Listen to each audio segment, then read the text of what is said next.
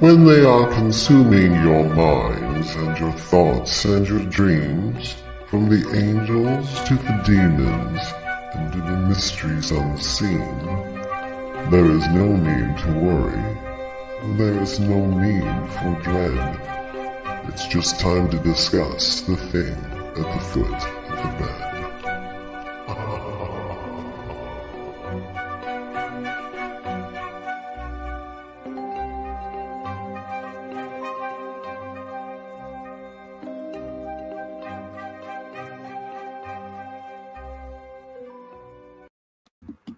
Good evening, everyone. And if you're just tuning in, you're listening live to 105.3 FM out of New Orleans. Out of Mississippi. I'm trying to do two things at once here. And 107 out of the beautiful city of New Orleans. And this is on UFO Paranormal United Public Radio Network. This is The Thing at the Foot of the Bed. I'm one of your hosts, Lorilei Potvin. The other host and friend next to me is David Hanzel. But give me one sec, guys. Never fails. If I hit one button wrong, I can't get it done before. We're just starting TikTok, so give me one sec. And obviously can't do two things at once here, even though I'm trying to. Hang on. Let's see. Hopefully it's going to work. Cross your fingers, everyone. We'll see. Hang on. And yep, I just got one more thing to do with this, and then hopefully it'll behave itself.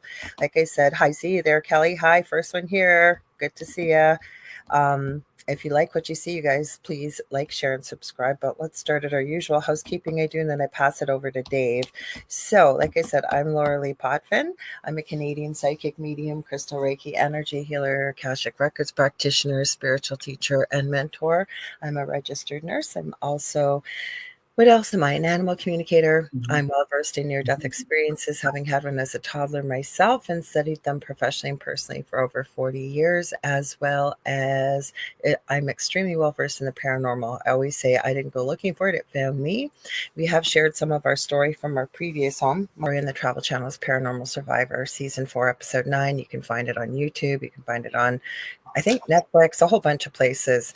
If you look up, I didn't name it, but it's called Demonic Hauntings. You can find the episode for free all over the place. Like I said, if you like what you see, please like, share, and subscribe. Tell all your friends and family. There really is something for everybody here. It's not just all UFO-y and paranormal type stuff. I think we're almost up to 40 hosts on the network live now, and we have multiple shows daily. We stream 7 days a week live, like I said. And when we're not streaming live, the archive server kicks in and randomly pick shows from the past 25 plus years this network has been around. And so we really are live 24/7. So what else do I want to tell you guys? If you can watch us on TV. The network has its own TV channel. Many of the shows do stream over there. It's on Roku. So if you want to find it, I don't have a channel code for you, but how you can find it, you're going to go to the channel store, look for the search button, type in UFO space P as in paranormal, and there's a drop-down list. We're about the third or fourth one down. You can click on that. That's how you can watch us. And I believe somehow too, I haven't done it yet myself, but I believe you can also use Alexa and somehow see us over there too. So that's many ways to do it. Now, I always say, if you can't see us, you can't join in the fun and the commenting like Kelly and Michelle Wilfong, who are here already, can. So how you can do this, because this network does broadcast to every country in the world, but 80% of our audience is audio only. So I'm going to give you a bunch of different places where you can go to join us. So my Facebook profile, which is Lorilei Potvin, we're on the Angel Rock, and I think it's also under my name, Lorilei Potvin, on LinkedIn. My YouTube channel, which is Angel Rock with Lorilei Potvin. We are on the network's now main channel, which is UFO Gods and Extraterrestrials. We do have a secondary channel. We're not on that tonight, but it is called International Public Radio. We're on the network's Twitch channel, which is UFO Paranormal United Public Radio Network. We are on Instagram. I may as well check that as I'm talking. Okay, under the Angel Rock. Sometimes that kicks out after an hour. You never know if it's going to or not. So if you're in the middle and you're watching, you're going, hey, where did everybody go? It just means Instagram cut us off, because sometimes it does. They also don't put the comments in here with the main chat, or neither does TikTok. So I'm going to be jumping around to all three sites tonight to try and include you in the conversation. Because if you joined this show or my second show I do on Monday nights that I host myself and have the guests on, it's the Angel Rock Monday nights from 6 to 8 p.m. Eastern Standard Time. And one of our wonderful audience members who really supports the show, as many of you do, and you support many of the shows on the network, Julie Jean Bassett will be on Monday night. So I hope you guys will join us there. Last week I had on Tom Dongo, and you guys were going crazy about him. You wouldn't believe the things we talked about. If you guys weren't there live, you got to check it out. You can find any of the episodes from the shows on any talk shows or places where podcasts are carried. I also back up the show on my own YouTube channel, so you can find on the Angel Rock with Lorilei Potvin. Where else are we? My Mystique 1508 Rumble channel. As I always joke, it's not a stripper name. It's actually an old channel name, and it's taken from X-Men. And we are on David's Facebook profile, which is David Hanzel Medium, right? Medium David Hanzel, yeah. Okay, I always get that screwed up. I'm sorry. It's okay. I do too half the time. In his YouTube channel, which is the Spirit Experience.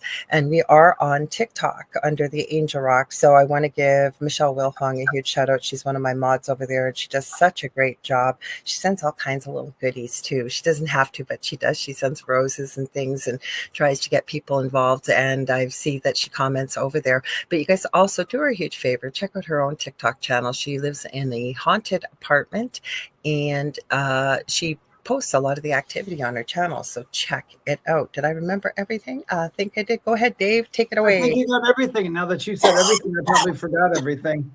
Hi guys, my name is David Hanzel. I am a spiritual medium. I am a channel. I am an animal communicator. I am a near-death survivor back in 2015.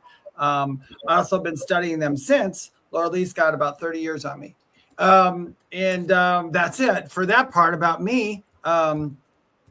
Please make sure too that we have a Facebook page. I'm all over the place tonight too. We do have a Facebook page, and it's called The Thing at the Foot of the Bed with Lorilei Potvin and David Hanzel.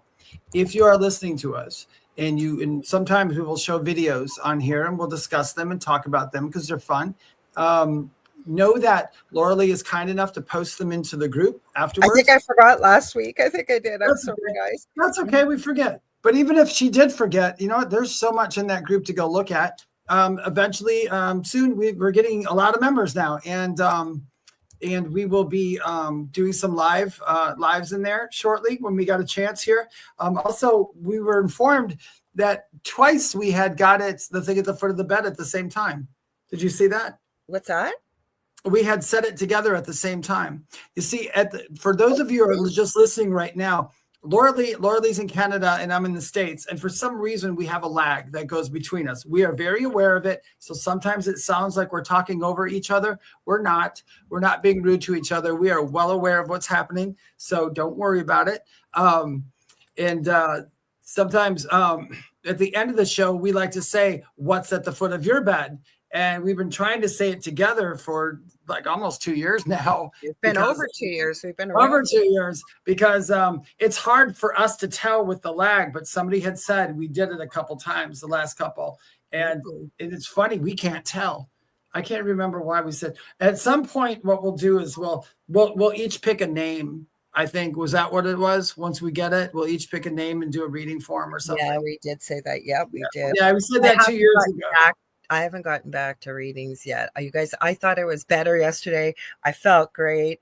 And then today, this thing, 9 weeks, whatever the heck it is, I'm telling you. Oh. And you know what? For those of you listening, if you're asking, Lorilei and I, and a lot of people feel this way, those of us who do readings or those of us who, especially mediumship readings the most, we try to do it when we feel our best. No, I always do. It's a lot easier if, like, we don't take cold medicine and do our readings, or we don't, we got to be us. So sometimes, like Lorilei said, we'll take a break and say, I'm just not going to give you the most accurate reading because of the physical things going on. Well, I also think with everything being energy, if you're not 100%, I'm not going to send you something viral like what I have, but exactly. I send you some lower type energy if I'm doing healing work and stuff. So, and plus it drains us too when we're not. Oh, it does. Yeah. And I know, Lorilei, I think you use the same thing.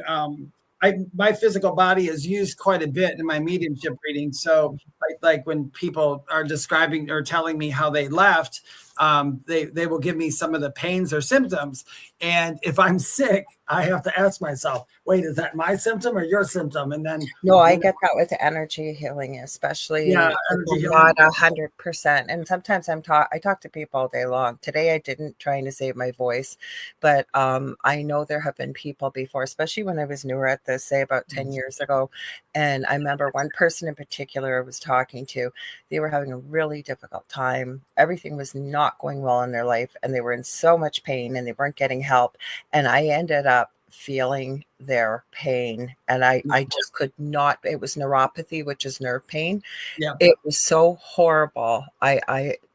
Luckily, and I'm not saying I'm curing anybody, but what we did was able to give them some relief. But I picked that up. I'm one of those people too. I think most of us are some paths when you're out. And it's one of the things we learn is to ask, is this mine? And trust. If we hear yes or no, we hear no, we just say return to sender. I usually return it with love, because if somebody's having pain or whatever, they're probably going to need some love sent with that as well. Lorilei brought up a good point. Just for a side note, for anybody out there who is an empath or been told they're an empath or something, always ask yourself when something happens, is this mine or is this theirs? And like Lorilei said, one thing you can do is if you go, well, I felt fine a minute ago, so this must be theirs, so I'm just going to return it back because there's nothing I can do with it. I just ask within the mind space, is this mine? And I trust whatever I receive, yes or no. I pretty well know if I haven't had it before. Yeah. I started something, whether it's a psychic reading or it's energy healing, and I know if I hear no, most times it's a no, or I'm out and all of a sudden I start feeling really weird, or I'm picking up, like I'll pick up anxiety off people, as most of us do when we're sensitive. Yeah, I do that body scan a lot of times when I'm walking into places, and I just ask myself, how are you feeling right now? Where's all your stuff? Because if I get anything outside of that, I know it's not mine, and then I don't have to freak out. Well, I was just going to add, one of Judy's here, Judy Thompson, she said, same for me when I do a reflexology treatment, I have to be my best. Should we say hi to everybody? Let's go right ahead and say hi to everybody. And I agree with you. Reflexology, anything like that, we got to be at our best. Oh, Michelle says you nailed it last week. I guess with us hitting it right on. So I guess we did. So, well, let's say hi. Let's get started there. You guys got lots of spooky videos too. I found some really creepy ones actually. Yeah. So I was thinking, like, do we talk about human hybrids or something? And sorry guys, my energy is not at 100% today. I'm sorry. Like I said, I think I did too much yesterday, and I should know better, because every time I started to feel better with this stupid thing over the last 9 weeks, it sends me right back to being sick. So Kelly's here though. She says hi everyone. Michelle Wilfong heading over to TikTok. So thank you, Michelle, for everything you do as my mod over there. We got Connie Martin. She says hello, and Thompson says hello. Stone Hobbit, hi, welcome. They say they're giving us the aliens and some kisses, and looks like a ghost emoji. We got Jackie Lane here saying hello. And Stone Hobbit, yep, you know what's yours. And Lisa Martinello's here. Hi, Lisa. And Stone Hobbit, solar energy is hitting all. Well, I didn't even know this. There's some guy that shows up on my YouTube all the time on commercials, and I don't know what he follows. I believe it's probably a spiritual path. He is, I would believe, probably of a Caucasian persuade. Not that it matters, but the clothing he's wearing makes me think more along the lines of possibly some part of maybe Hinduism, Islam, whatever it is. But my whole point of that, he says, yes, with the upcoming eclipse and full moon. I haven't heard anything about that. Have you, Dave? I did a little bit, but I mean, we talked about this before. I'm not just stating because this stuff does affect people, but I try, after all these years, I try not to set myself up for it. You know what I'm saying? Know what I found out? I just noticed this now. Did you guys know this? That if you're a Skype user, and once upon a time ago, that's how we used to connect on the network when Joe used to produce this all the time. Skype is being deleted in the next month and a half, 2 months. Yeah, I didn't know that. I guess it's going to be called. It's going to be. It's Teams, is that it? Yeah, it's going to be called Teams. I know that, which sucks because I got to go on my website and I got to start replace the word Skype with Teams or something. I don't think Teams is free, or they were saying something. The article that was in the news, somebody had sent me. actually Alfred Labramont Weber. He's in Canada. He's a lawyer here. He was the one that sent it to me because I hadn't heard anything. And I think they'll kind of grandfather you in if you sign up to Teams now. Don't take my word for it, but this is what the way I understood it. But I don't think it's free. That's why people were.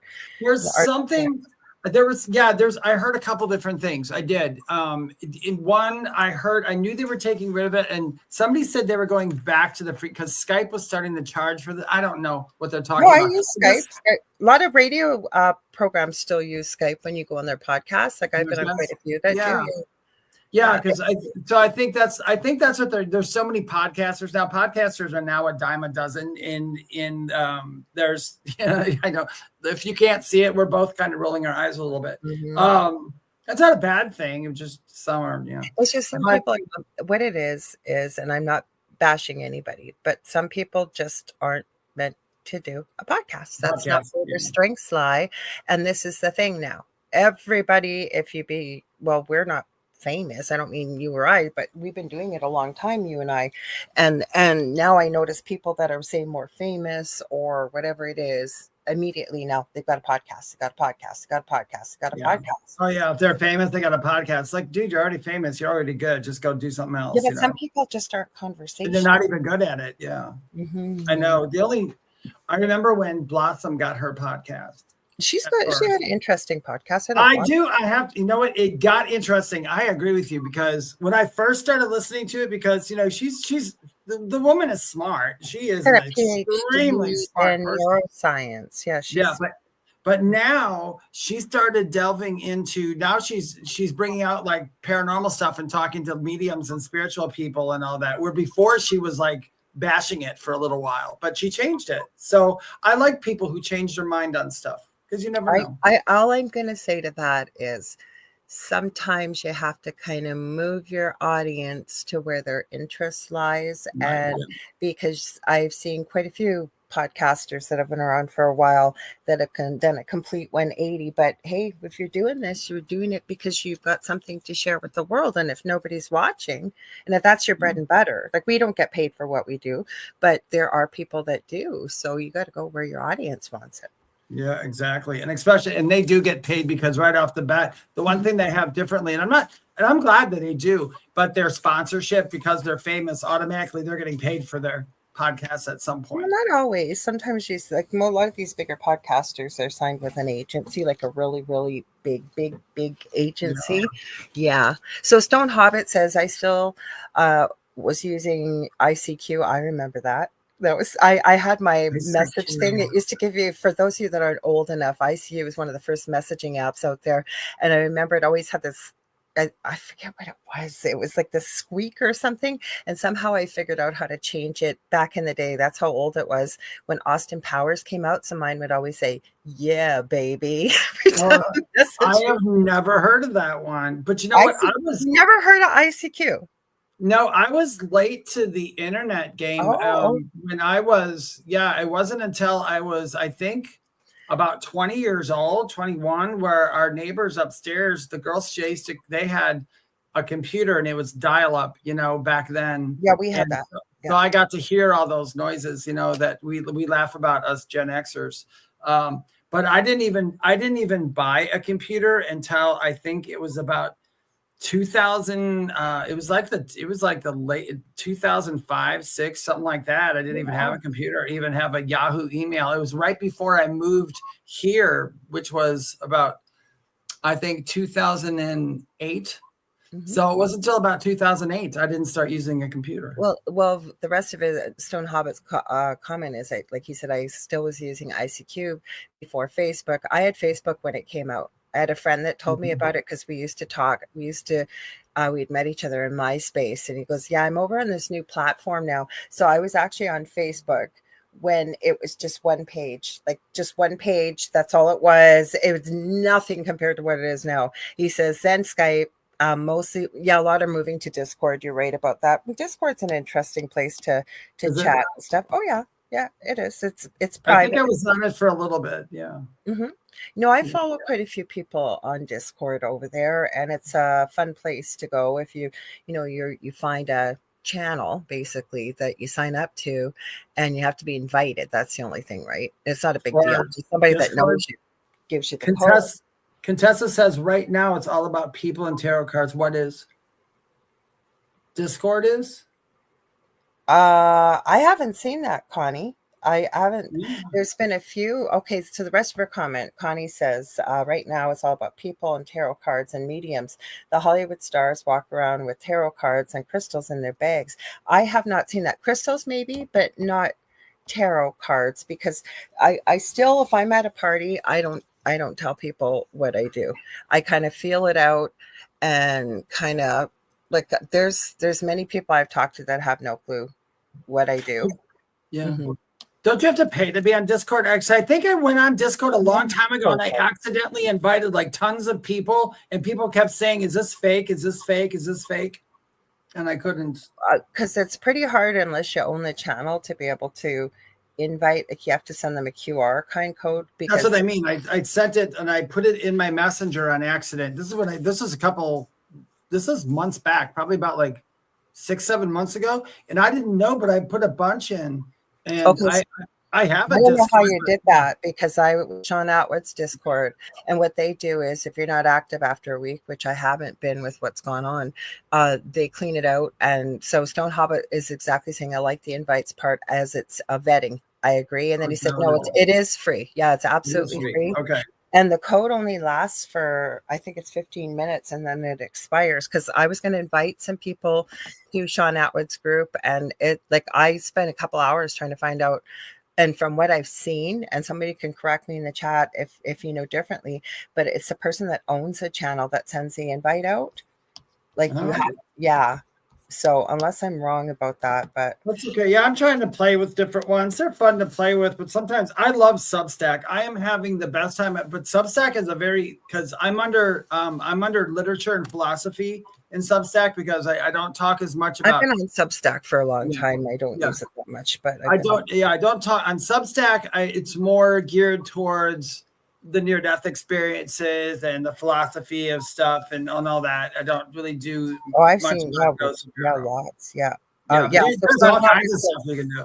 So he said, yeah, I'm right with Discord, because I know I tried to find an invite for somebody in particular to invite there, because they were very interested. I even took a screenshot because they will put the invite link, or they'll send out an invite link, say when it was on Sean Atwood's channel. And by the time I sent it to him, it was expired, and I sent it like 20 minutes after. So I do like that, and the private chat group. So I've seen people do all kinds of stuff in there. I'll have to play on that again. The one I don't go on, and people always ask me, is WhatsApp.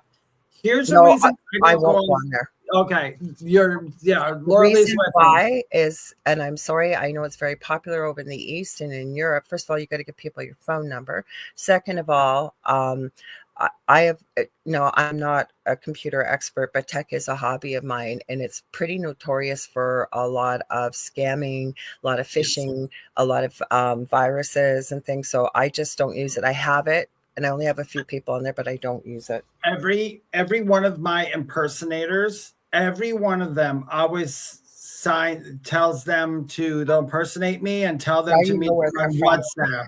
Now you know where they're from then. Yeah, I do. And I think it was our friend oh my gosh, why did her name escape me all of a sudden? Medium on our channel. Julie? No, on our channel. You just did the thing with her. Why can't her name just went right out of my head? You guys did the show in Canada together. A Paracon just not long ago. Oh, Carrie Lynn Shellhorn. Thank you, Carrie Lynn. I had Shellhorn. I couldn't remember the first name. Carrie Lynn.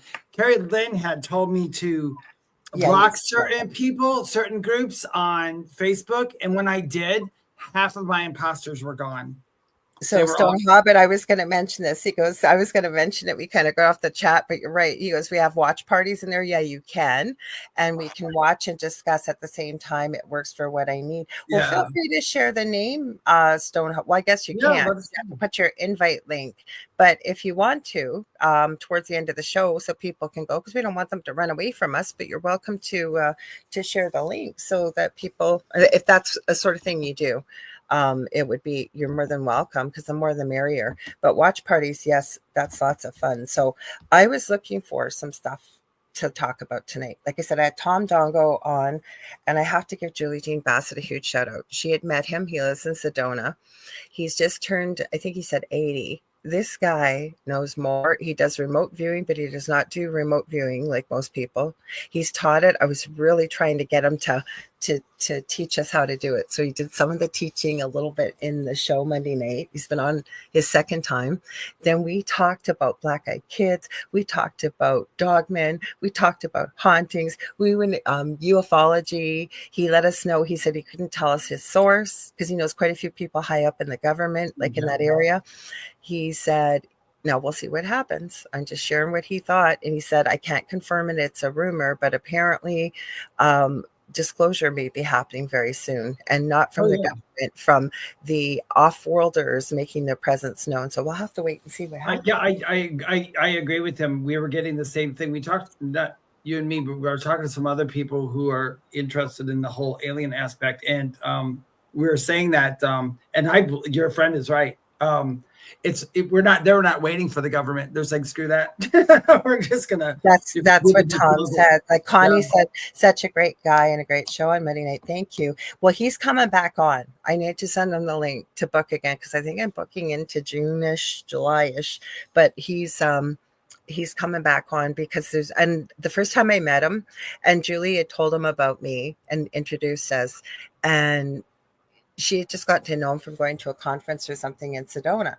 And so I talked to him. I remember it was in June or July last year. And so I called him, and he goes, well, I don't really do podcasts anymore and whatever. Thank God he had company in from out of town that had just arrived. Him and I would have been on the phone for, oh my God, hours, like hours. I could do a show with him every week, and we still would have so much to talk about. That's how interesting he is.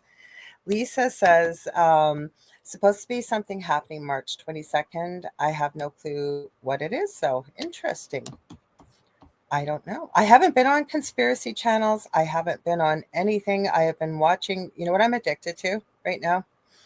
Of course, my little mini verse with the resin. I've talked about this many times, and they have a Harry Potter Honeydukes line. Oh my goodness, you guys. Holy crap. Like the candy's all tiny. They put little molds in there. And there's a lady I follow. I'm going to give her a shout out on YouTube because she's so creative. Her name is Resin Bell. And so my little cart she had made a pattern to make the actual Honeydukes cart with the door and everything. I made that. But then Miniverse came out with one. It came today. And I was just watching her. She's even created stuff from the boxes, like little tables, and that's what I've been doing. So Stone Hobbit says, thank you for the invite to do. And yes, would love to have you both on board. We'll send privately at this point. Oh, absolutely. Kelly says, oh, how cute. Oh my goodness, Kelly, I am telling you, like we're talking, the boxes are actually like from the movie. Birdie Bot's every bean, flavor of beans, and they have a mold. So you make all these little tiny jelly beans. They have, the little sugar skulls. They have fizzing with everything you can think of. And they come in the boxes or the packaging. They're called cauldron cakes. They're like cupcakes. Because it's kind of spooky themed sort of stuff. The little cauldrons are like barely the size, the end of my finger, to put the little tiny cupcakes in. And then you put a handle in to make them look like cauldrons. I'm not kidding. Like these people have thought of everything, this toy company, I'm telling you.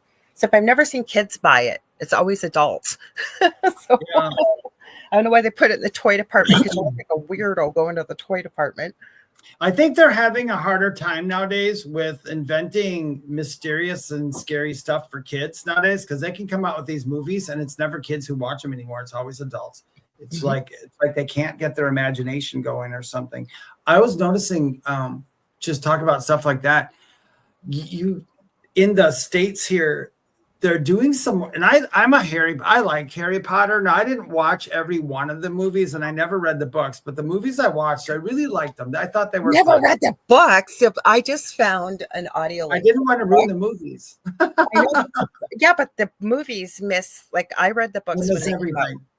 Like I was still married to my first husband. We used to take the kids at the time to our local big bookstore here, and we'd go to the Harry Potter launch parties, like for when the books would come out. And then we wouldn't fight about it. Usually my husband at the time would let me read them. But like as they got into the series, the books got longer and longer and longer. Like, and that's why I don't have the time to read, because if I got a good book, count me out for 3 days. I won't even stop to eat. Like I literally will keep reading. But once I started re-listening to the books, I kept going, holy crap, they left so much out of the movie. And I know they always do that, but now what I was getting at is, like, here they're making these Harry Potter lands, like the elevator scene and all that, where you literally are riding that elevator and it's going different ways, and that Umbridge character going to court. I mean, they're literally doing this really cool stuff, which I find is really quite it's quite interesting how good it seems they're capturing it.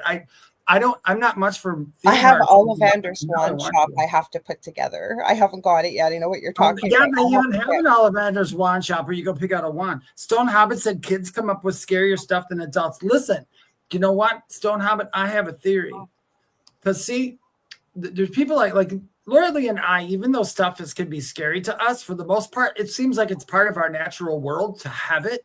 And it seems like when kids get hold of it, they're not satisfied with that. They try to make it scary instead of like just letting it be what it is. And I agree with you. Kids come up with a lot scarier stuff. But kids use their imaginations too. They're getting numb. They're getting numb to something. Well, not every child. I don't think we can paint them. No, not all childs. I'm talking about not children in things. I'm talking about like 20-somethings. Mm-hmm. Yeah, well, they seem to be trying to create scarier stuff. When, you know what, stuff scary is scary all on its own. I still find the Frankenstein stuff, if you just read like her books, my God, that woman, she's good. I mean, that's some good stuff, you know. Mm-hmm. And Tessa said, I have read them and listened to audiobooks as I do my housework. Love Harry Potter. That's what I do. Like, I have to be doing two things at once. So I'm either listening to a podcast, because I'm always, especially right now, I'm just doing stuff that's going to hold my interest and bring me joy. I haven't even poured really any big resin pieces as of late. Like normally I do that every day. Mm-hmm. Yeah. I have gone from, I used to read so many years ago, like when I used to everything paranormal. I read everything paranormal, everything that come along.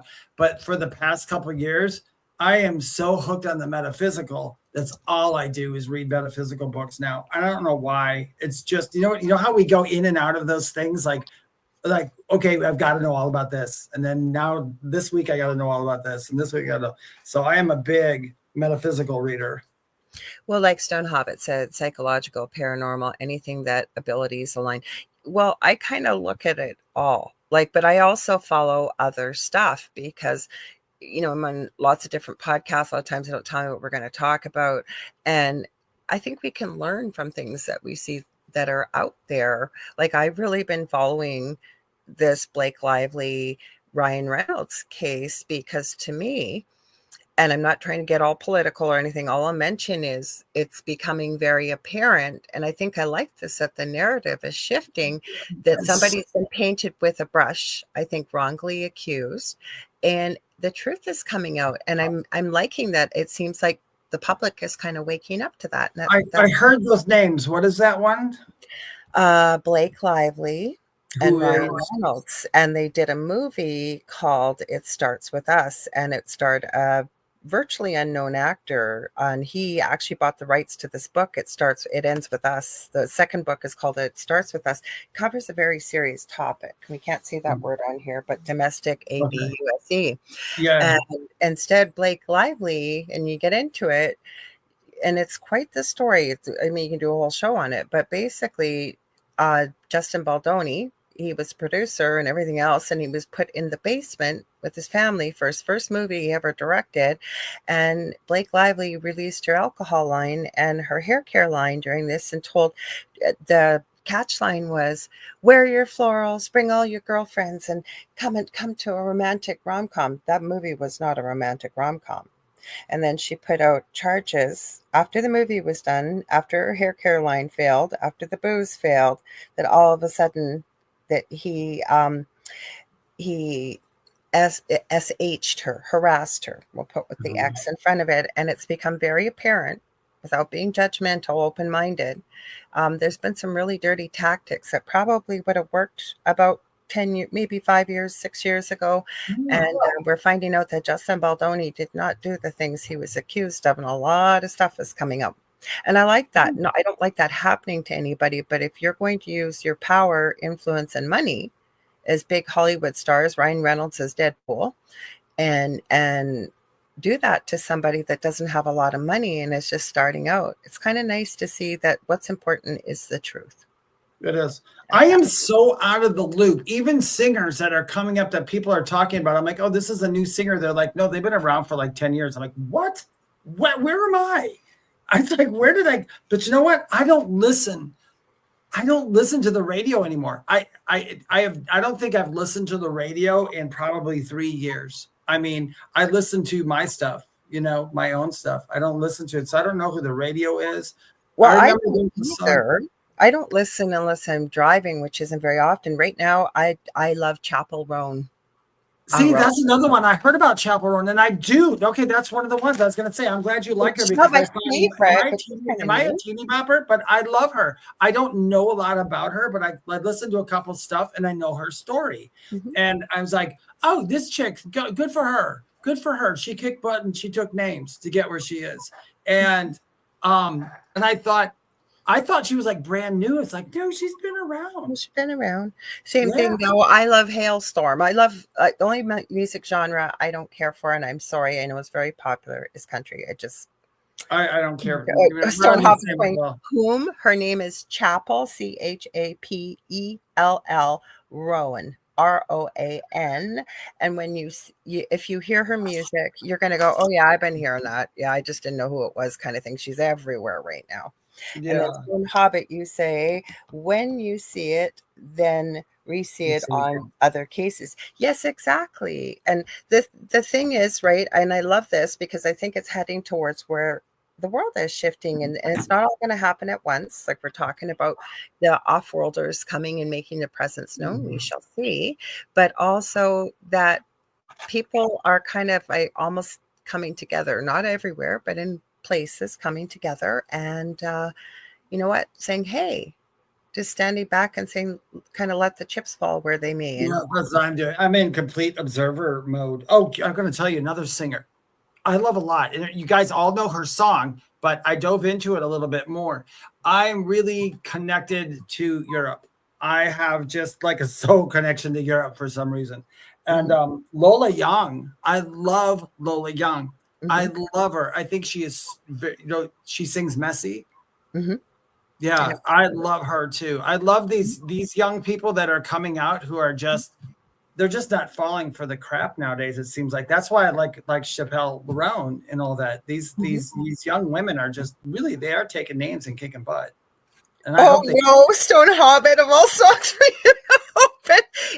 That's not the one. That's not the one I would recommend first. There's a couple like Pink Ponies and stuff like that. Like there's different stuff. It's just kind of poppier type music. Yeah, it's just kind of poppy, but these are they're cool people. It seems. I mean, I don't know them, and they might be terrible people outside of what we see, but I don't know. But I like what they're doing as far as that. I like though what you're saying, Connie. Yes, I don't understand why Blake Lively, started this, knowing that nowadays you can't lie about stuff like this because there's text and voice conversations recorded and there's video. I know. I'm glad I grew up in the 80s because I did some really weird stuff and it's nowhere to be found. I love that. You know of. That I know of, yeah.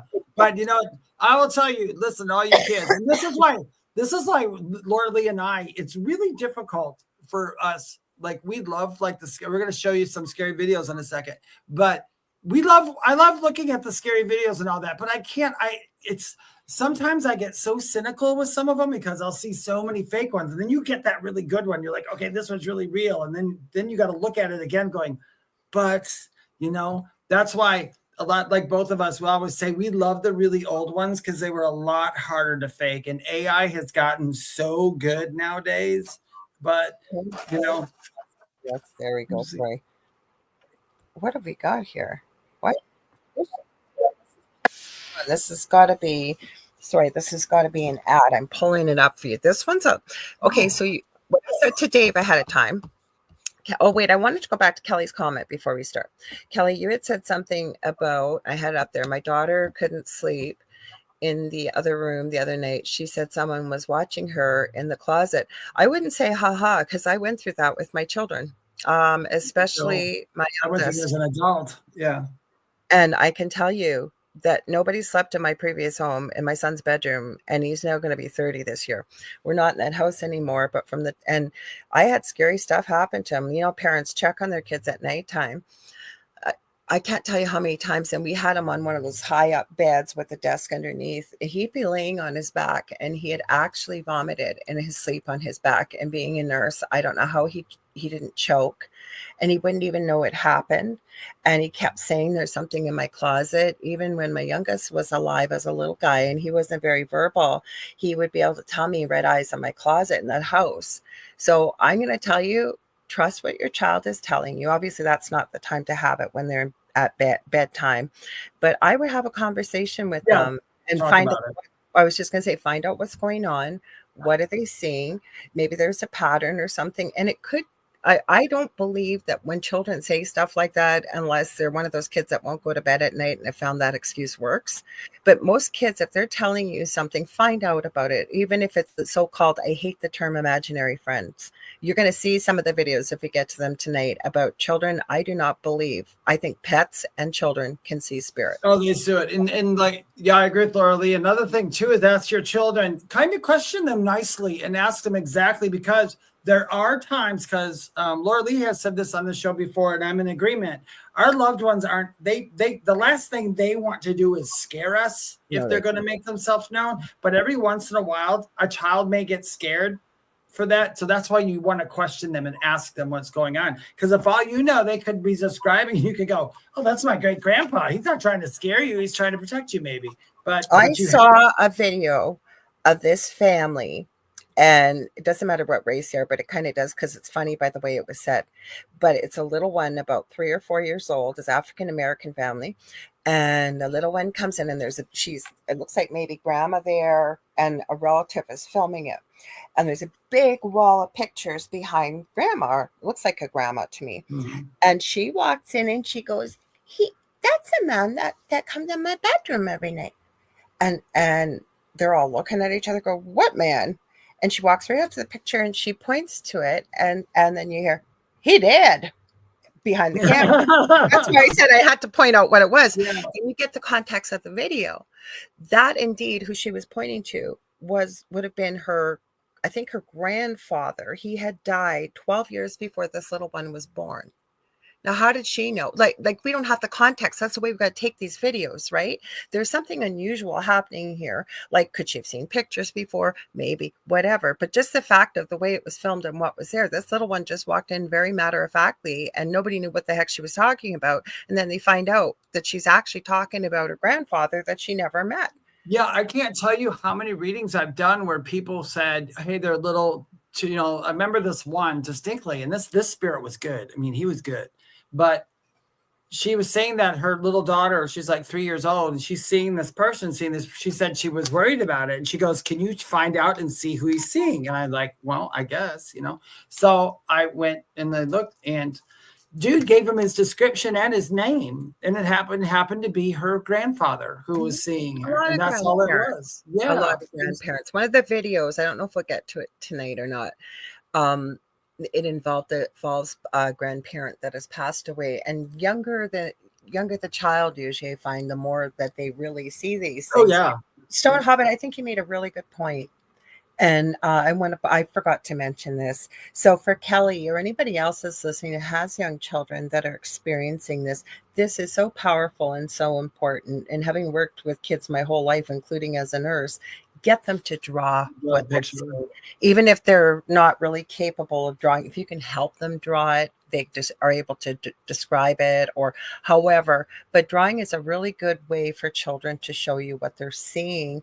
Even if they might not have the words or whatever, you'll get the emotion behind the colors they pick and what they draw. Yeah, that's a good point you made there. Pay attention to not exactly if it looks like a scribble monster, but look like what colors they use, what, stuff like that.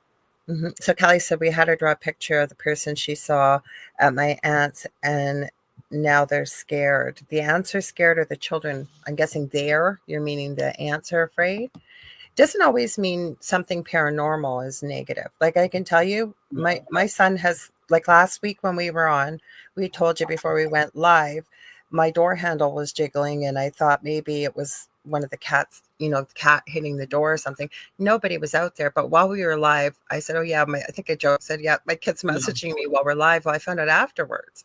He had strange stuff going on all day at their house.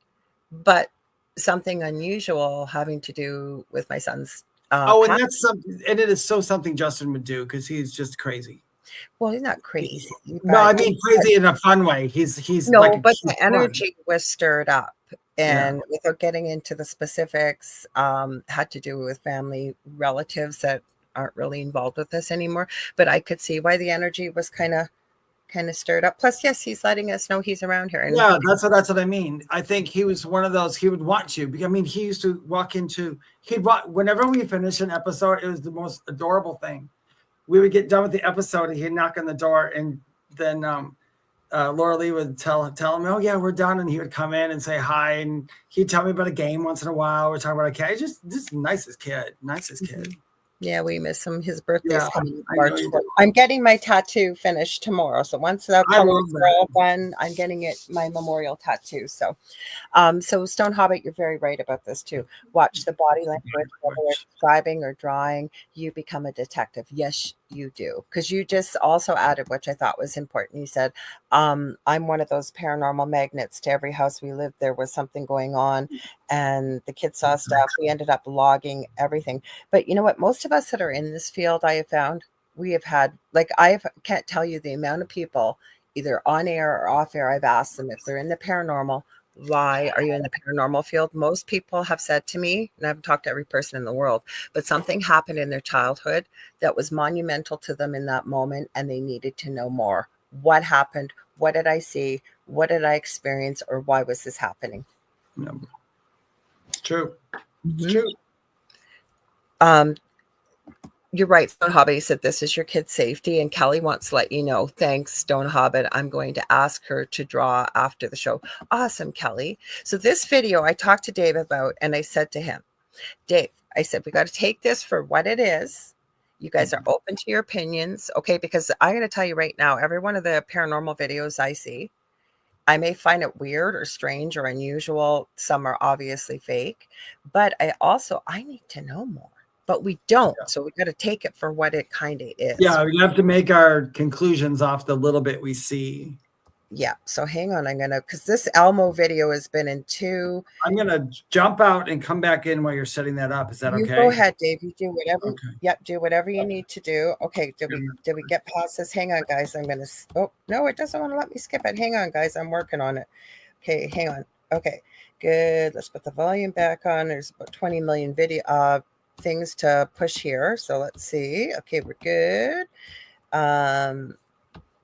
Not all paranormal is negative, but if you're open to it, make sure you're protecting yourself. And Michelle, that's Michelle Wilfong over on TikTok. She says, yes, and I'm still searching for answers. Yeah, most people I ask, that's what they say. Something has happened to them during their childhood. You're welcome, Kelly. That's part of the fun of this. Well, it's not fun that your daughter's going through this, but that you can ask other people while you're here too.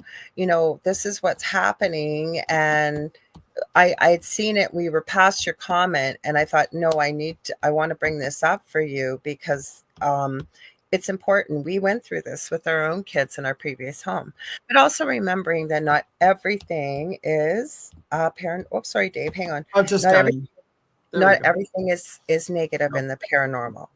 So, okay, I think this is the one. Please be the one. Let me see it. Oh yeah, this is a balloon. Like, this is weird, you guys. I don't know what this thing is, why it's going on. It's a longer video, so we're going to have to stop it to stay with YouTube's guidelines in between for fair use, okay? But we'll start it right now. Hang on.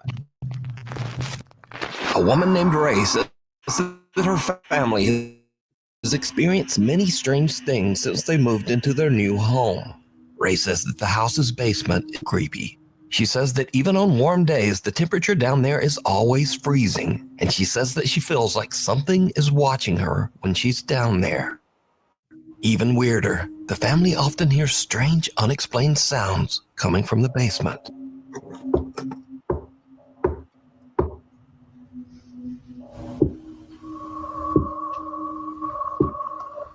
But things in their house... Okay, so just a comment there. Like, we're watching this, so we got to take this guy's word that he's knocking on the floor or whatever he is, and there's a knock coming from the basement. We don't know that. We don't know if there's somebody down there knocking, right? If we get really analytical.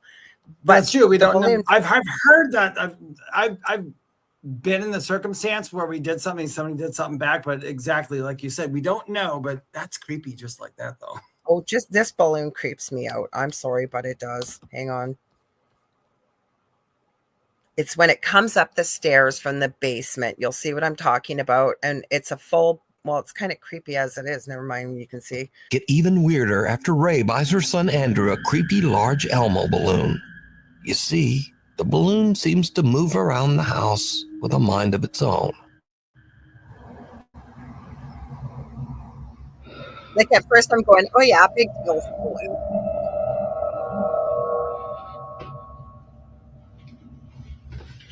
Babe, come here. That's creepy, but you don't know if someone's pulling it, right? Yeah.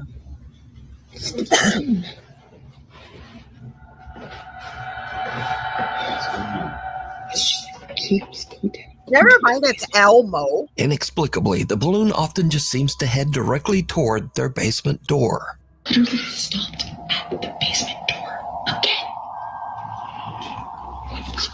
Weirdly, Ray says that the balloon will only enter the basement door if her son follows after it. If you hate constantly being swarmed by eyes, you need to download Pi. It's a free sec, so I can unmute it. I want some pie now. I got a sweet tooth. I swear to God, when she said that, I was like, I really want some pie now. Go get some pie then. No, I don't have any.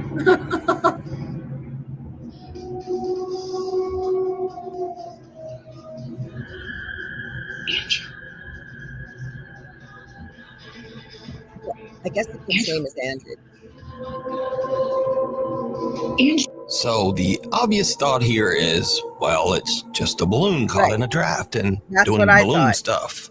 But things get even weirder, because it seems the creepy Elmo balloon isn't content to only roam the downstairs. One night, the family dogs start going nuts, and Ray goes to investigate. What she finds chills her to her core.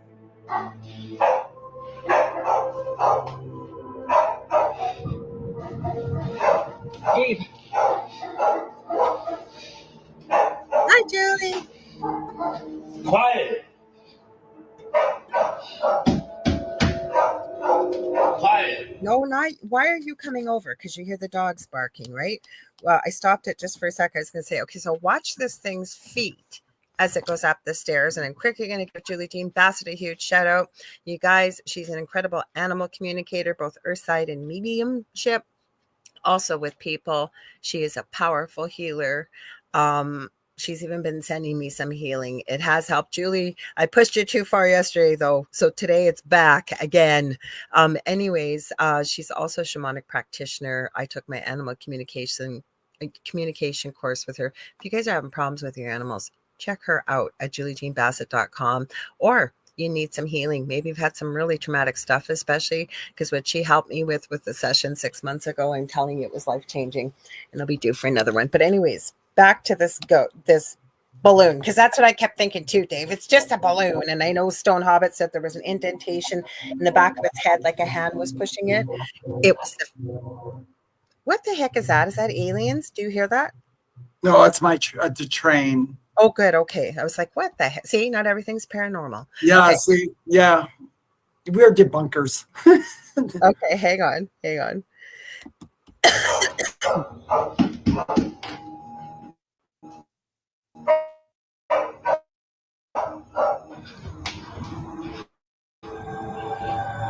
I know.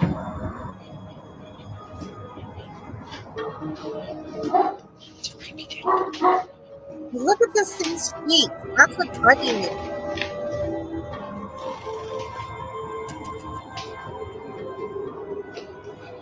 It's like, nobody pay attention and just coming up the stairs.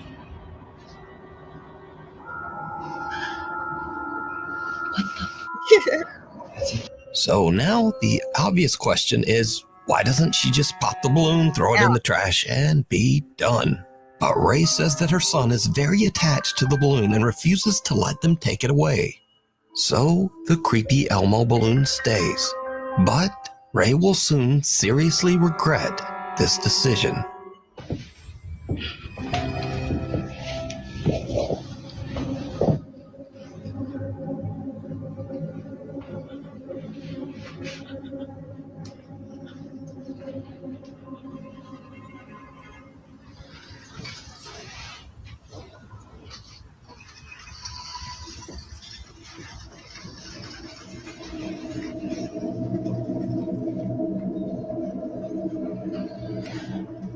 Ew.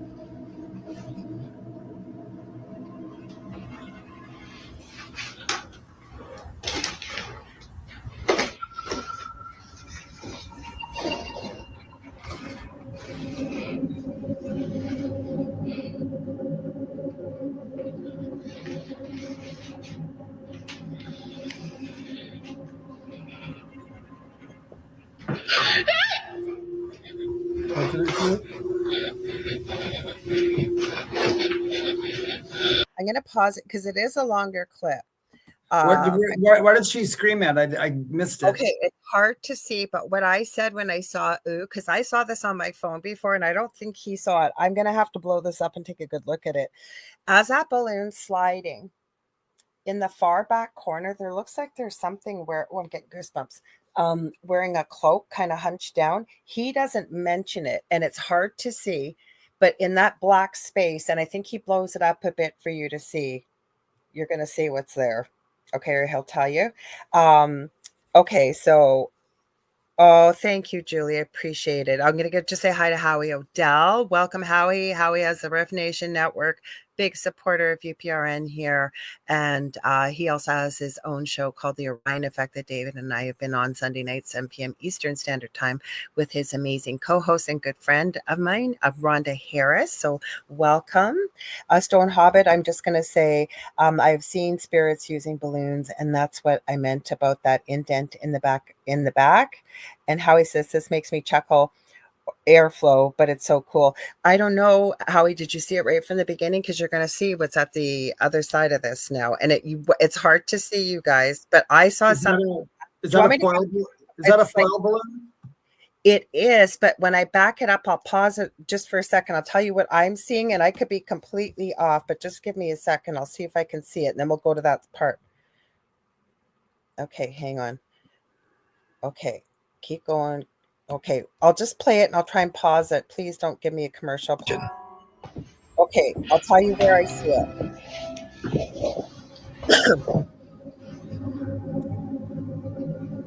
That's not what he's going to talk about. Watch behind Elmo in the far back room on the right-hand side in the hallway.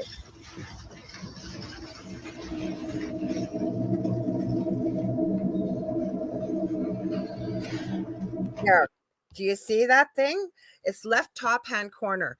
That's what I was seeing. I don't know what, it's hard to see on this screen, right back here. It looks like something's hunched down here. He doesn't notice that. I noticed it first when I watched this on the phone, and I thought, well, maybe I'm seeing things because you heard me go, ew. It doesn't disappear because the camera kind of pans back. It's still there. It could be furniture. I don't know. I'd need to see it in a big camera, but that's what I thought they were talking about. They're not. This balloon's going to head over to the dark doorway, and then he'll point out what's going to happen. You'll see.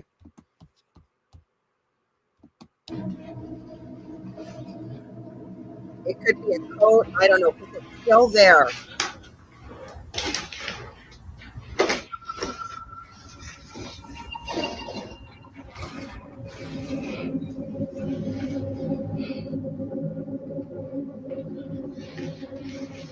Because I couldn't see what she was screaming at either.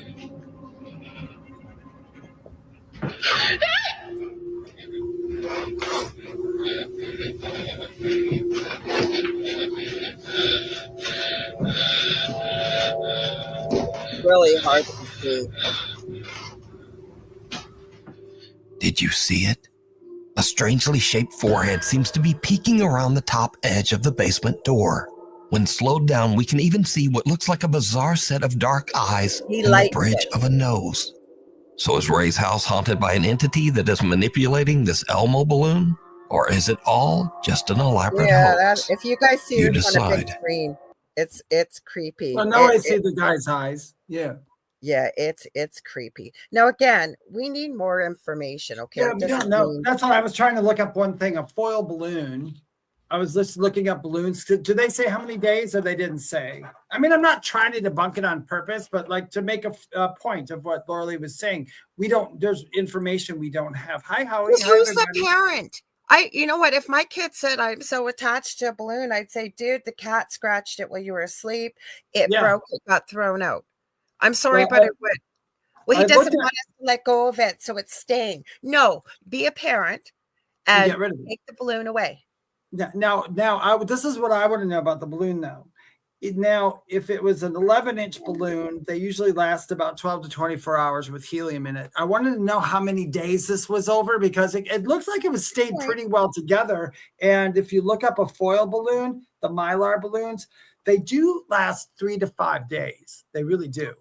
So, I mean, I don't know how much I was just looking at it just for, this is what we do. I mean, we can't take everything for face value, but I'm with Lorilei. If I saw the face like that, I didn't even see it at first until I got closer. I'm like, oh, now I saw the eyes. It's like, yeah, that was creepy. He lightened it up so you could see it. But there was something in the back. Now, I don't know if that's something or not. I don't, because he usually nukes pretty good. He'll pick up stuff other people don't pick up. But I don't know.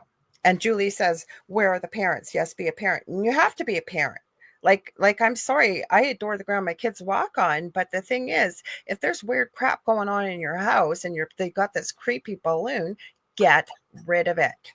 Now, the only thing that's one thing too. If I had a child and even if my child even my child followed it down, the same thing. It's like, no, if there was doing something creepy like that, I'd make sure it was gone out of my house. The other thing is too, I always look at this. I always look at their reactions. Who's filming it? Normal paranormal people who do the paranormal and do investigations, even the ones who've been doing it for a very long time, will get jolted. You know, even like what's those two brothers you like? They're so much fun to watch, that Paranormal Brothers. They go to houses for free and do the paranormal. Whoa, on Friday nights, yes. Yeah. Now those Josh guys, and Rocky, and they've even been doing this for a long. Yeah, the Foreman brothers. That's it. They've been doing this for a long time, and even they get frightened at things. Oh yeah. And then I see people with a camera following a balloon around the house and seeing faces, and all they can do is go, no.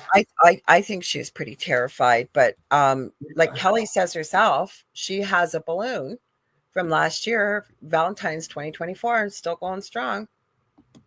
Yeah. Well, you never know. It's an interesting video. I enjoy that video. Howie, I don't know when you came in or what. They said they moved into a new house and there was some weird stuff going on before the balloon. So I don't know what part you came in. So Stone Hobbit said if there's a being there, it'll use other objects once a balloon is gone. Yeah, it will. Yeah, that's true.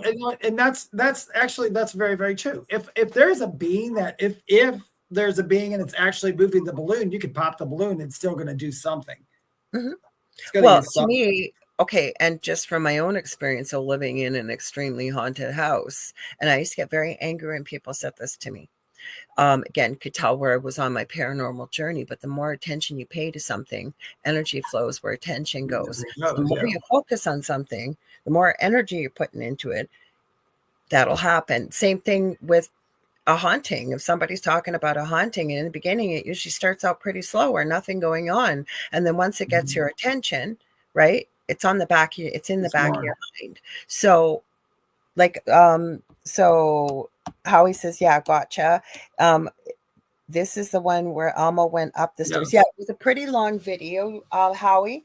And it had started with knocking, and we'd stopped the video because it looked like the dad maybe was knocking on a wall or a door or something, and very faintly on the other side, something was repeating it.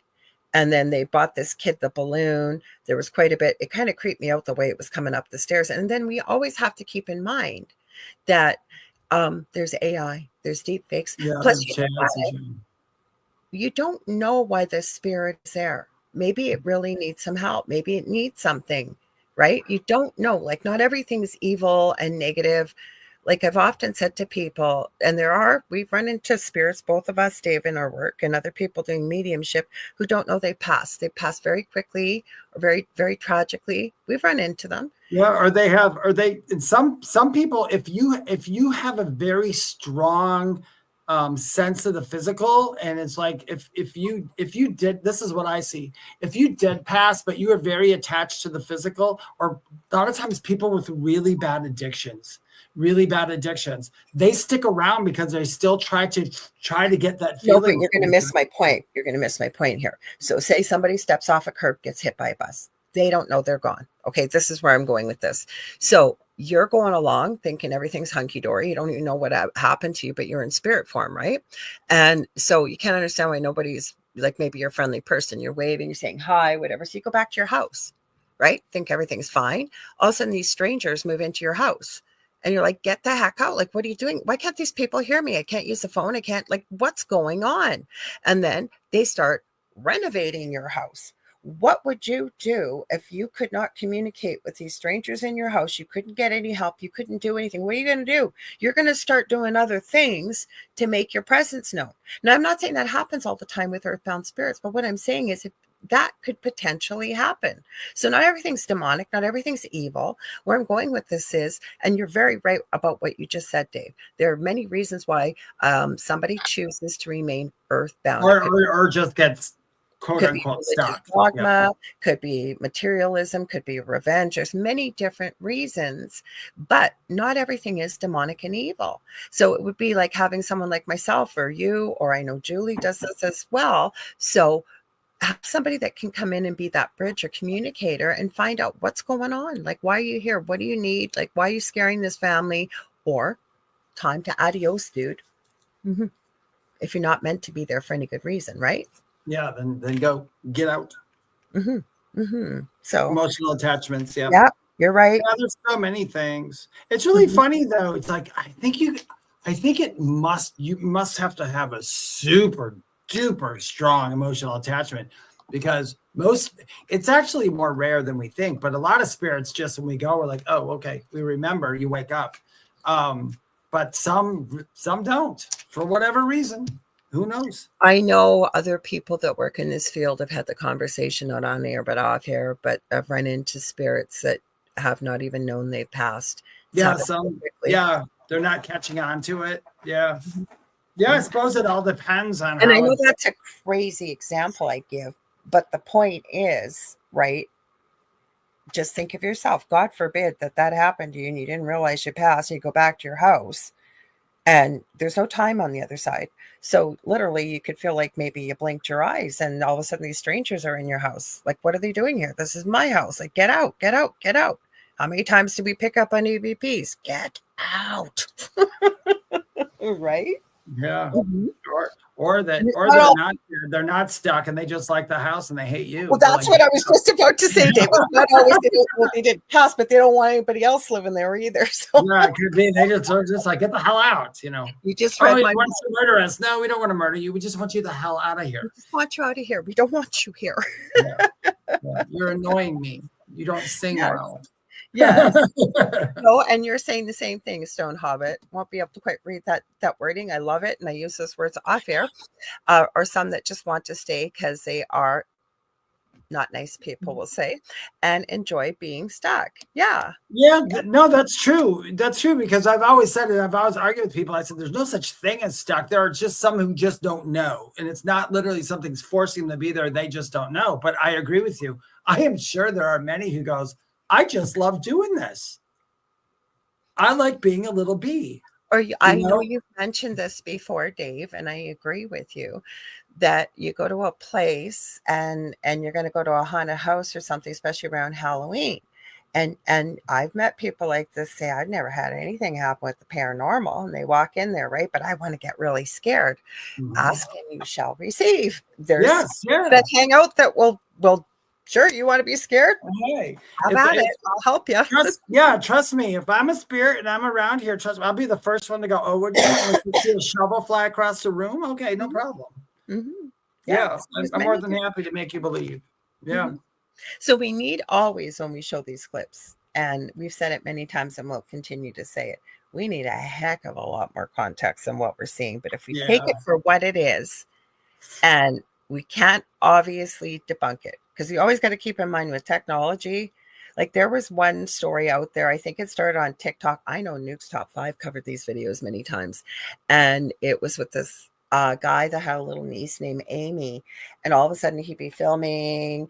And there's one where she looks like she's asleep in front of some kind of low flung cabinet in front of looks like a living room, and these hands are out and they're playing with her hair, little kid hands, and they're laughing and giggling, and he looks and there's nothing in the cupboard. There's another time he's in Amy's bedroom and Amy's sitting on the bed kind of in a trance. She looks like she's about 7 years old, and it looks like there's a little girl with a blanket on her head. You can see the legs. He pulls the blanket off and there's nothing there.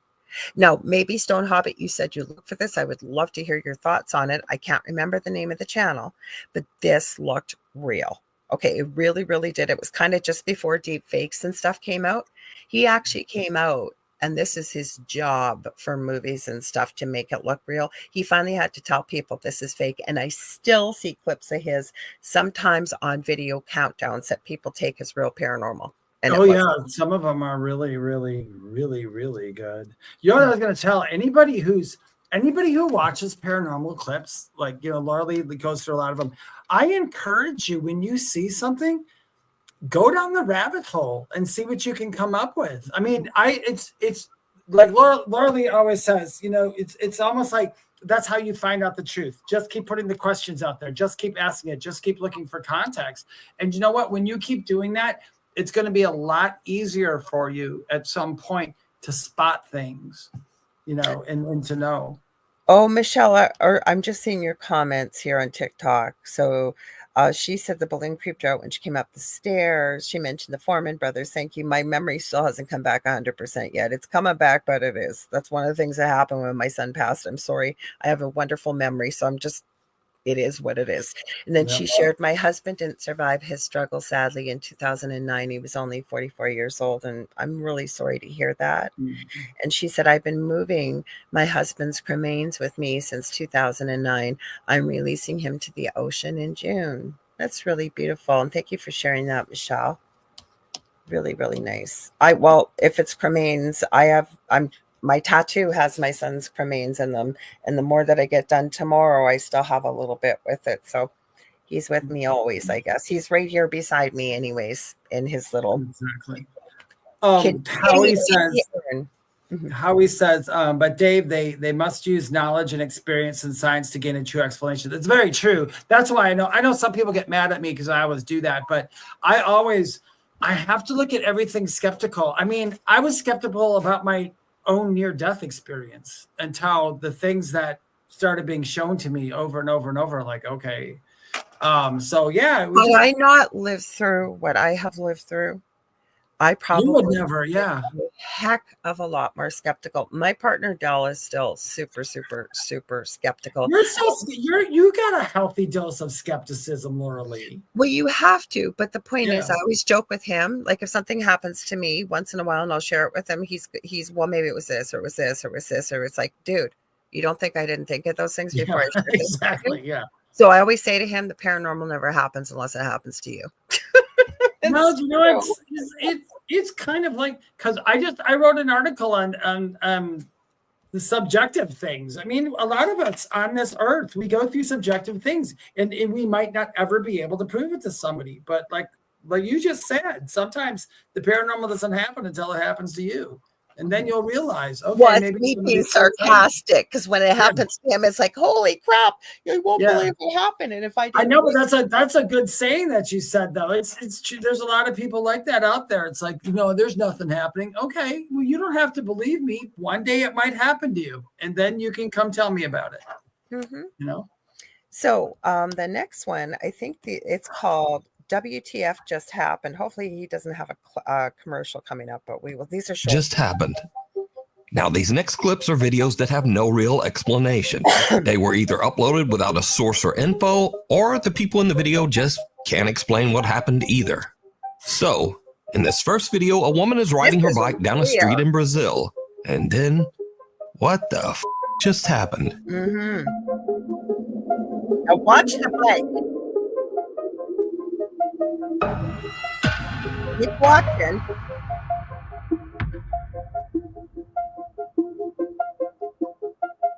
Now, just a quick note for YouTube content guidelines here. This woman was not seriously hurt, and she actually falls off the bike right behind this post right there.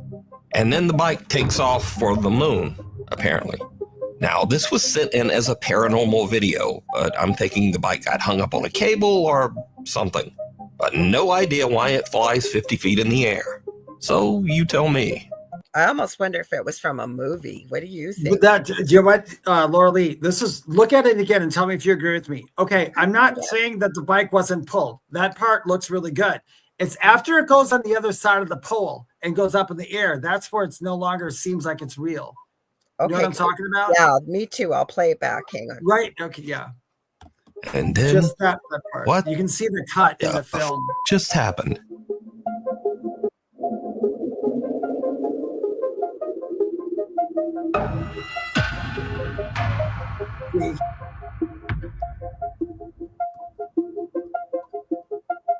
Now, just a quick note for YouTube content guidelines here. This woman was not seriously hurt, and she actually falls off the bike right behind this post right there. And then the bike takes off for the moon, apparently. Now, this was sent in as a paranormal video, but I'm thinking the bike got hung up on a cable or something. But no idea why it flies 50 feet in the air. So you tell me. Okay, what were you going to say, Dave? She would have slid past that pole. She had too much momentum going to stop at the pole. That's what I mean. I'm not saying that she wasn't pulled back. That part I think is real, whatever that is. I don't know if it's paranormal or not. Up in the corner. Okay, you can't see it on here, but it says. Yeah, I can blow up my screen, but yeah. It says Intebras, Intebras. I'm almost wondering, like, I want to look that up. I'm hearing from Spirit. Go look at it. Stone Hobbit thinks I got AI, says there's hanging shadow. Hi, Sandra Kramer. Welcome. So also, the second car that comes through, you can't see his headlights like the first car. It's on everything. It's if you're looking at the pole right here, everything is fake on the left side of the pole, but everything on the right side of the pole is real. So plus, how does it who in their right mind is going to put, if this is a security camera or whatever, right in front of a telephone pole? Yeah. So this is what they say, you guys. That's why we look into all that stuff. But but it's a fun video. When it first happened, I'm like, oh, that's cool. And then I noticed the two sides. You know what I like? What Nuke's Top 5 has been doing with his last couple of videos. Because it's never 5 videos anymore. It's always 10. Number 1 video, he's been putting funny stuff that looks like it's scary, but it's not. Which I think is, and I'll laugh. Mm-hmm. Howie says, bingo, Lorilei. Yes, exactly. Who puts a camera right there? Like, you can't see what's going on. And the thing is, obviously, that's where the camera is. So why would you have one unless there's a person standing there? But you think the person would run over and say, hey, are you okay? Like, what's going on? Or they'd take off because they were terrified. They wouldn't just be sitting there stationary. Filming. It's there's too much wrong with that video. So let's just all call this one BS. Yeah.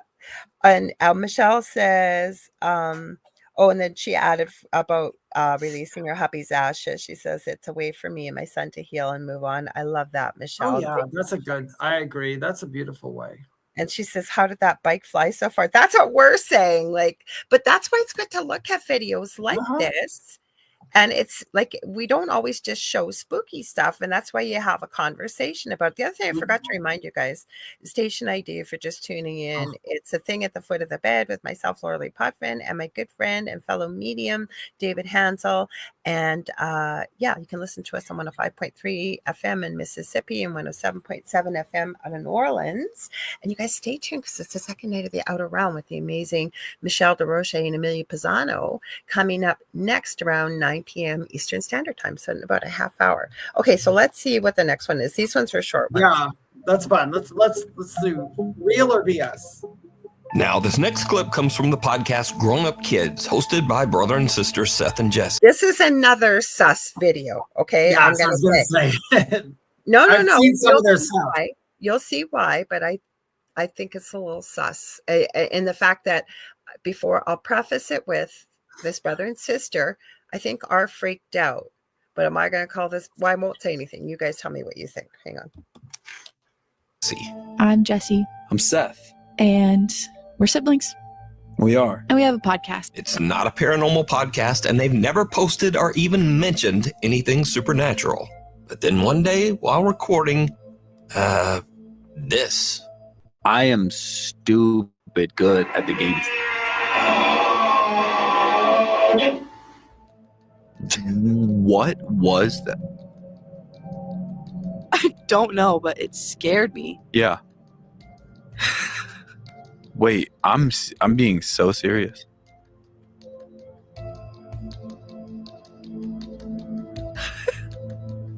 I don't know, but I'm scared. I sound like a dinosaur. You guys don't get up to find out what it is?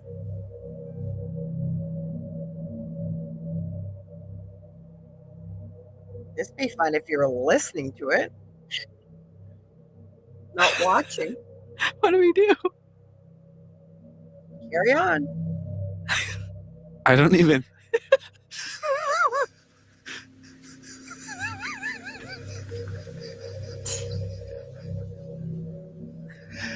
What the frick was that? I can't even begin to imagine what. Like the pipes or something? Okay, so it either sounded like. I thought someone was playing music. Thank God you were here, because No. if that happened while I was home alone, I would have literally pooped my pants. As you can tell from their reaction, Jesse and Seth have no clue what they just heard, but it totally freaks them out. To this day, they say they have no idea what this sound was, and Jesse says that she has never heard this sound in her home before this incident or since. So you tell me what you think this sound is. I am stupid good at the game.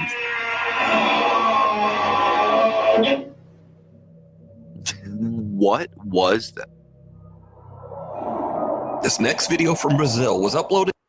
Yeah, so to me, like, can you imagine if you were listening to that podcast, you didn't see the video, and they're just sitting there dumbstruck, like there's complete air silence. Plus, to me, I don't call that paranormal. Do you? Yeah, no, I noticed something. I did some a while back when I first moved here. I did some TV stuff here, and there's some stuff where I taught that I'd learned from. They were very clear about trying not to make it look like they were looking at the camera. So it was in their eyes. I didn't buy it right there. The way they were looking, there's a certain thing. They were trying not to be aware of the camera, but they were very aware of the camera. And it just seems weird, though. They don't do this kind of stuff. No, but they don't do this kind of stuff. But to me, why release it? Because they just wanted some more viewers, or they didn't have enough viewers, and people will do that. I mean, they'll just make up something just to get some extra viewers on there. I'm not saying that there wasn't something heard in the background, but it obviously didn't skip. Like Stone Hobbit said, watching her face, there was concern, but then I think they worked it out. He thinks they're wasted. I don't think they're wasted, but they do have a channel. Like, I do trust with the fact they didn't have paranormal. Be interesting to see when they release this video, if it was around Halloween. maybe. And then Stone Hobbit said maybe pipes. Like they even said it. I just found it weird. Yeah, to me it sounded like I've heard that sound a million times in like horror records, where you want to listen to it would have drove me nuts if they said, yeah, we got a new book review for you. It's called Rusty Bed Springs by IP Knightley or something. Yeah, or something weird. Yeah. I don't buy that one. It's fun. I mean, it's cute. That's how I look at it. They're not all like this. So I think this one was a little creepy if I remember. After the next video, they'll go down to one video, but it's good to sometimes have these kind of weird videos to show you. And I'm kind of glad he does this because not everything's paranormal. Without a description, and the uploader didn't respond to any of the thousands of comments and questions. Now, I have many questions of my own, but we'll get to that after the video. I will post this one in the group because they see something in the pool. And there's a girl in a ring. They don't even speak English. And it's floating in the water. And then I don't know what the heck they pulled out of the water. I can't see what this thing is. They pull something out. I wasn't sure if it was a snake. Then there's something down below. And then the dad comes over and pulls that out too. But you don't get to really, it was like a blob of something. Plus, didn't you see this before she went to the pool? Like it was dumb. Hi, Kasoon. He goes, I overslept today. No, okay. I'm coming. Oh, he says, coming after making coffee. We appreciate you being here because it's the middle of the night over there in Sri Lanka. So no worries. So we'll just move past it because it's dumb. I forgot. I was thinking this was a good one, but hang on. Okay. Like it's some stupid. Okay. This cat one is weird. Okay. Let me get to it. Okay. Oh my goodness. This game is so exciting. Are those real dragons? No, I'm kidding. I'm kidding. Why do you do this to me every time? There's a stupid commercial. There we go. Skip. It's a game. I know. So in the upstairs of my house, there's 2 rooms. Both of the doors open and close all the time by itself. So one day Maggie is casually filming a cute video of her cat, Onyx, when suddenly something happens that is truly bizarre.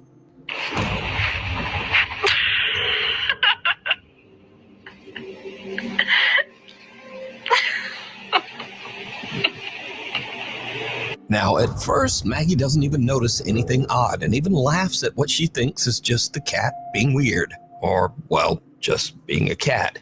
But when she watches the video back, she notices that the cat's tail seems to be yanked by some invisible force.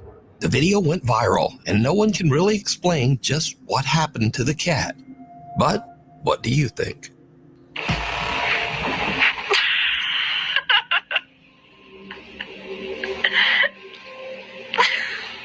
If you see something that you think would be perfect for What did you think of that? Like that looks like something happened to that poor kitty. I watched it the second time. I'm not saying it's not fake, and I get the whole door opening stuff. I will never say anything about that because I grew up with that, so I know that actually happens.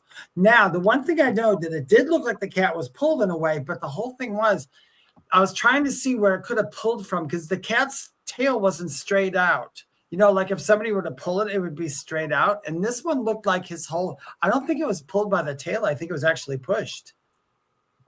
Something happened to it, but I was surprised. But I don't know what the cat is like because most cats, if that happens to, cats get pretty PO'd. Yeah, it's hard to say. The whole thing is, it was hard. I had to look at it twice because I have a little cat. Her name is Willow, and she doesn't have a tail, and she gets these phantom.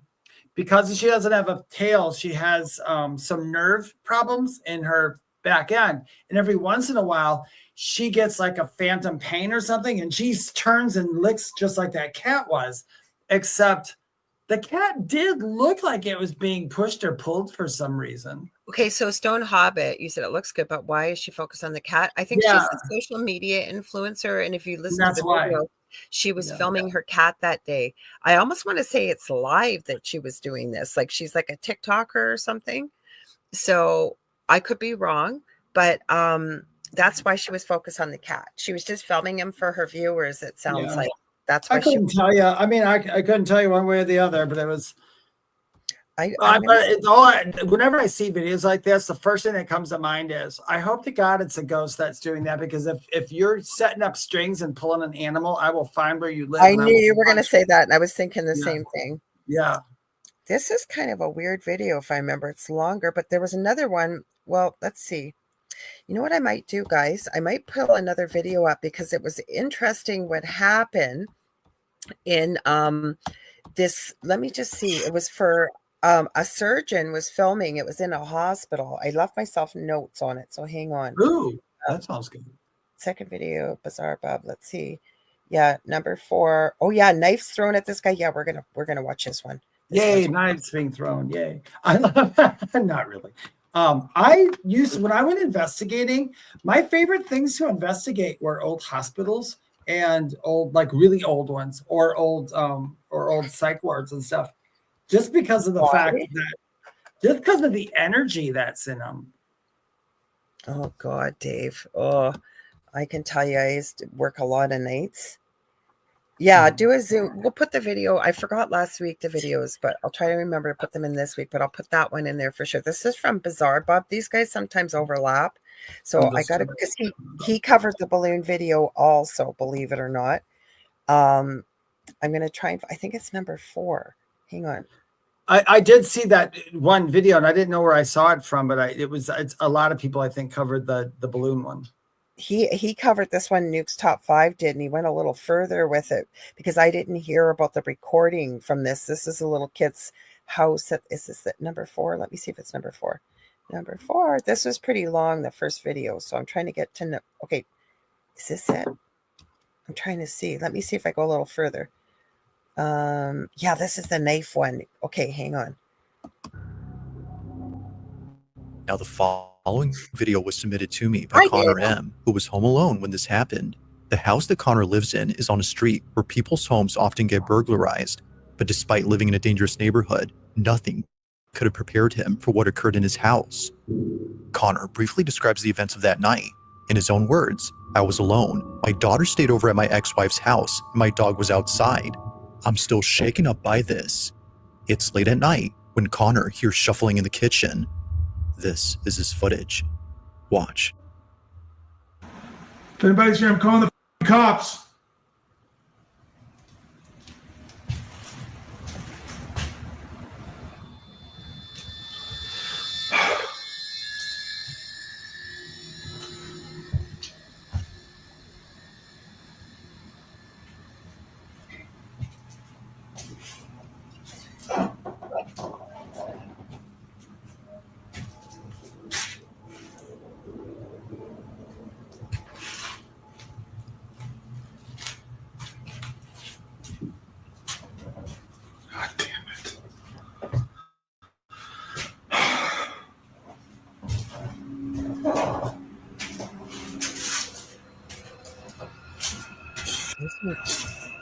Okay, this is the surgeon one straight after.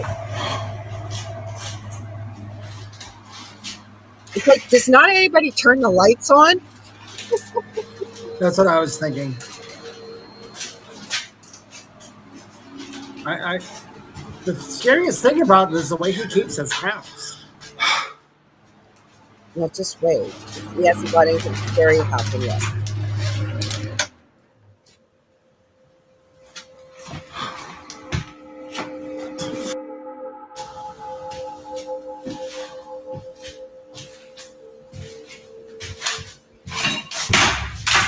No. No, I say no to.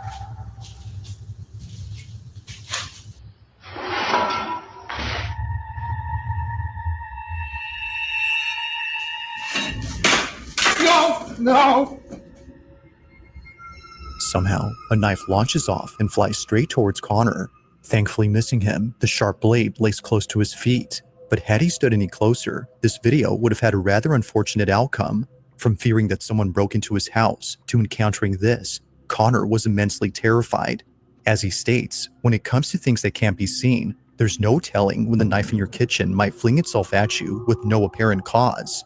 Now that's creepy. I know. Well, He could they, have fishing line, he could have whatever, but I think like Stone Hobbit said, I like that one. Yeah, I do too, because I think his reaction was real. his But what do you think? reactions were, those are normal reactions to something scary. So I have to say that reactions are good. The whole thing, though, I think they might have made it now.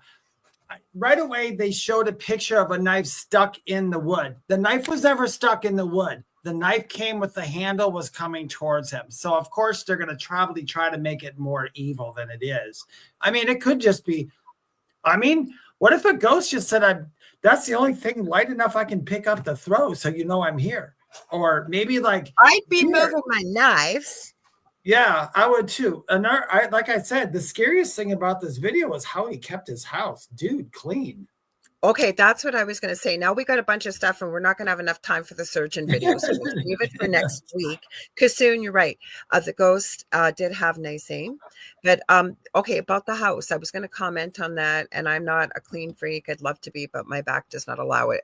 As I've gotten older, but the thing people need to understand with everything is energy, right? And when you've got piles of stuff everywhere and it's stagnant and it's sitting there, you can have kind of stagnant energy. So sometimes it's good to give your house a good cleaning and a good shake up, and you can clap your hands, chimes, whatever. But this is why I'm not showing the surgeon video. We got a few minutes, not long, guys, but hang on. Sandra says, since we're discussing spooky stuff, please tell us how you heard them, by the way. She says, I was taking a walk through the woods yesterday and I heard the trees screeching. I've never heard them screech like that. Any ideas?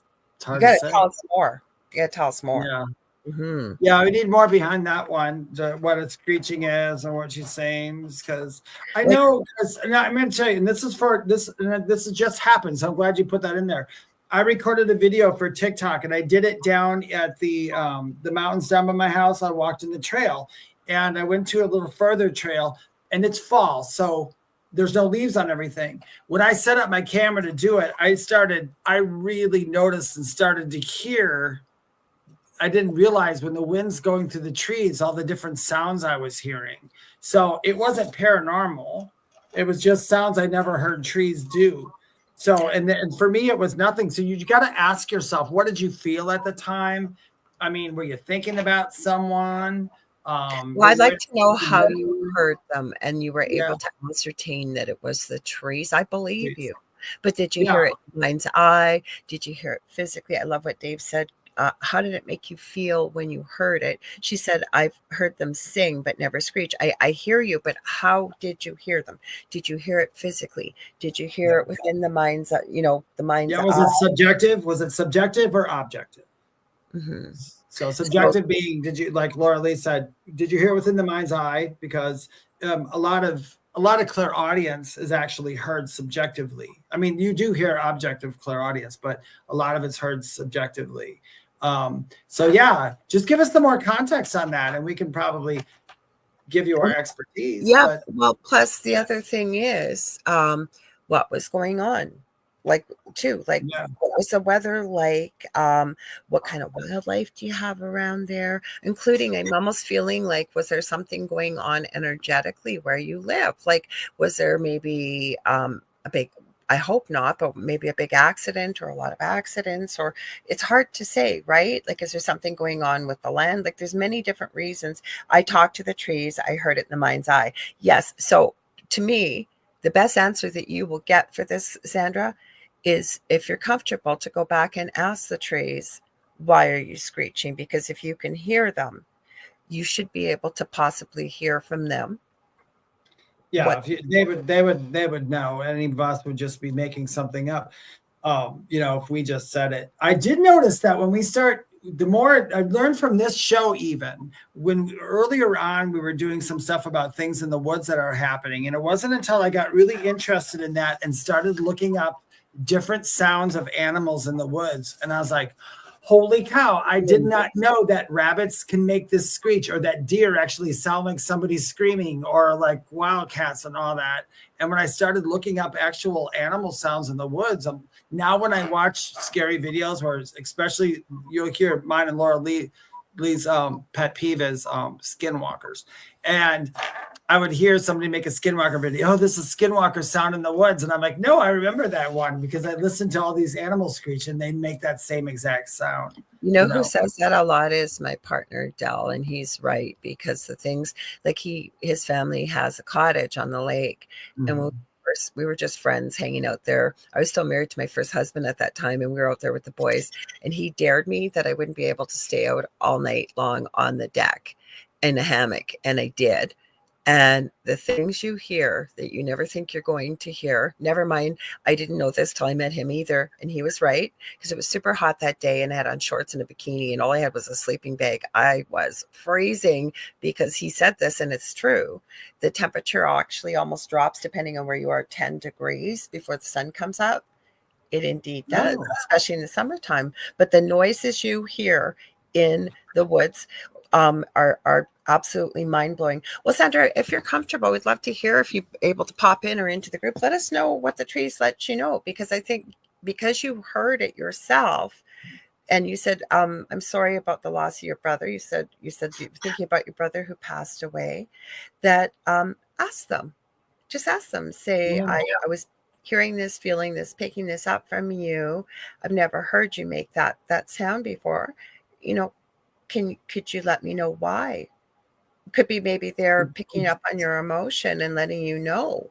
Right? And if you want to go even deeper, ask yourself, is it a symbol? Because it could be a symbol for you, that screech noise. Because I always tell people, when you read writing on a piece of paper, when you read words on a piece of paper, the information isn't in the words. They're just words on the paper. But when you read them, you get the information. So it's coming in that way. So maybe it's a symbol, like I heard screeching, thinking of him because of maybe it was showing me this or that, there's a billion questions to ask yourself. But yeah, feel free to come in the group and put some share stuff that. out. Yeah. So you guys, we are out of time. Fastest 2 hours of my week. I'm Mondays and Thursdays. But Dave, if you before you guys head out or you leave, though, please stay tuned because the second night of the Outer Realm with our station manager and the amazing Michelle DeRoche. She's been on Canada's Most Haunted. She's been on Paranormal Survivor. She's been on so many different shows, and she's such a sweetheart. And her co-host Amelia Pisano. It's the second night of the Outer Realm coming up next. Go ahead, Dave. Let them know where they can find you. Yes, if you'd like to know more about me, book a reading, or any of those things, you can only do that by going to my website, theywhispertome.com. Also, if you're in any one of my social media, like Instagram or TikTok, you can find me at Medium David Hanzel. I also have Linktree in there, so it's a little cheaper. You can follow me on my my YouTube, which is The Spirit Experience, or I actually have a paranormal group. Well, not really a paranormal group, kind of a spiritual group, also called The Spirit Experience. Know that I never, ever, ever, ever will private message you. I have a lot of people who follow me. Neither will Lorilei. I have a lot of people who impersonate me and follow you and want you to go to WhatsApp.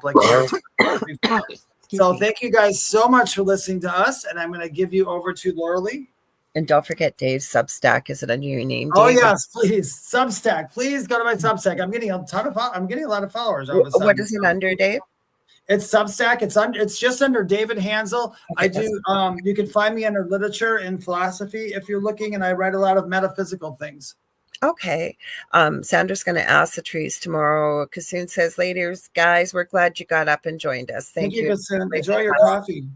Yes. So you guys, if you ever want to get a hold of me, I do readings, psychic and mediumship. I also do energy healing. I do teaching and mentoring. You can get a hold of me on facebook.com/the Angel Rock for the moment. Leanne Clark, one of my very, very close friends. She is under the Crystal Architect, or Architect the Crystal, I think on Instagram. I call her the Crystal Wizardress. She's a channel. She does Akashic Records. She's really intuitive as well. Her and our fellow cohort, Debbie A. Anderson, are actually going to be, you guys love when they come on. I believe they're coming on at the beginning of June. So it's going to be lots of fun. Leanne and I are working on our course. We were hoping for May, it was supposed to be March, but unfortunately my son passed away. It looks like it may be closer to the end of June, beginning of July, but we will have it out there. When I do, I will have a domain name for a website, but right now that's fastest way, facebook.com/the Angel Rock, or just reach out to me on any social media platform. Messenger is the fastest, but any platform I'm on there, believe me. You think of it, I probably got a profile on there. Anyways, it's either under the Angel Rock or Lorilei Potvin. I have 2 groups on Facebook, Paranormal University for all things paranormal, the Angel Rocker Tribe for more things spiritual. Don't forget our group, The Thing at the Foot of the Bed, with Lorilei Potvin and David Hanzel on Facebook. We put show ideas, share some of the questions like you did, and many, many other things. Also, don't forget the Angel Rock. I do a live show here on UPRN on Mondays, 6 p.m. to 8 p.m. Eastern Standard Time, and we have our own, you weren't here when I mentioned you earlier, Julie Jean Bassett's coming on. So bring your animal questions, animal communication questions, anything. We always have a great conversation. So we love you. Stay spooky. And are you ready, Dave? I am. Let's try it again. Okay, 1, 2, 3. What's at the foot of your bed? We might have done it this time. I think we might have. Yeah, we might have done it. We might have. You guys, I'll have to let us know in the group, maybe. All right, you guys, we love you. We'll see you same time, same space. Stay up for tuned for Michelle and Amelia coming up next.